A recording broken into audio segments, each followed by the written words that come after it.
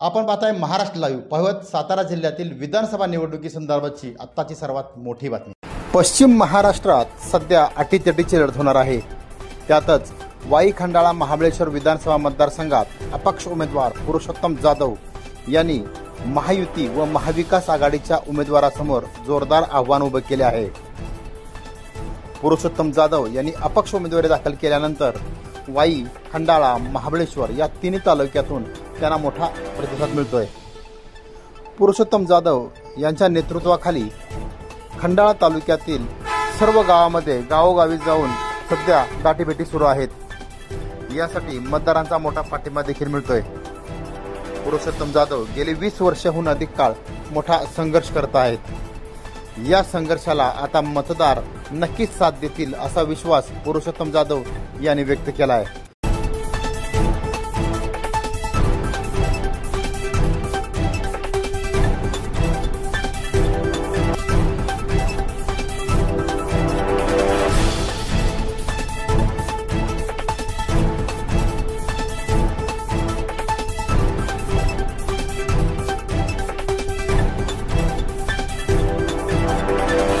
आमच्या या जिल्ह्यात या वाई विधानसभा मतदारसंघामध्ये जे विद्यमान आमदार आहे त्या विद्यमान आमदारांनी काय काम केलं.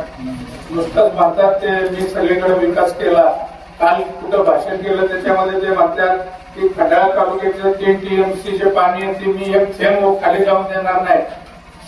अरे मग आता इतकी वर्ष ते पाणी जाते कुठं.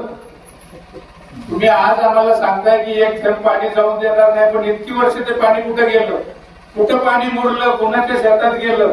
आमच्या वाट्याच्या ज्या जमिनी आम्ही तुम्हाला पुनर्वसनासाठी दिल्या आणि आमची जमिनी घेऊन तुम्ही इथं गावाच्या गावं आणून वसवली आणि आम्हाला फक्त कागदावरती म्हणताय की तुमच्या वाट्याचं पाणी तुम्हाला देऊ. 3 उपसा सिंचन या ते काल असं पण म्हटले की 3 उपसा सिंचन आमच्या तालुक्याचे जे नेते लाचार नेते म्हणतात की या तालुक्याला 3 उपसा सिंचन योजना या आमदारांनी दिल्या. या आमदारांनी काय 3 उपसा सिंचन योजना दिल्या या पूर्वीपासून फक्त कागदावरती आहे. याच्यासाठी निधी पडत नाही. उपसा सिंचन योजना दिल्याच्या फक्त कागदावरती आहे. आरेखन रेखांकन मध्ये अडकलेले आहेत. त्याच्यासाठी कुठं रुपयाचा निधी पडत नाही. हा आमचा कर्तव्य शून्य आमदार म्हणावं लागेल की आम्हाला पाण्याचं स्वप्न दाखवतो. अजून पण मतदारांना येतो आणि गेली 25 वर्ष यांनी राजकारणामध्ये काढली. त्याचे वडील 10 वर्ष खासदार होते. ते 3 टर्म आता आमदार आहेत. 25 वर्षामध्ये आमच्या वाट्याचं पाणी ते आमच्या या शिवारामध्ये मुरवू शकले नाही. इलेक्शन मध्ये यायचं, खोटं बोलायचं, रेटून टायमर सांगायचं, पैशाचा वारेमाप वापर करायचा, तरुणांना बिघडवायचं, तरुणांना मटणं आणि दारू पाजायची, गुन्हेगारीकडे तरुण वळत चालले, त्यांच्या हाताला रोजगार नाही.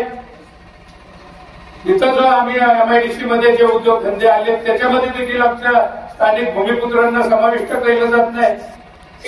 आणि आम्ही त्याच्याबद्दल बोललो तर आम्हाच्याबद्दल ते चुकीचं म्हणतात की इलेक्शन लागलं की येतात.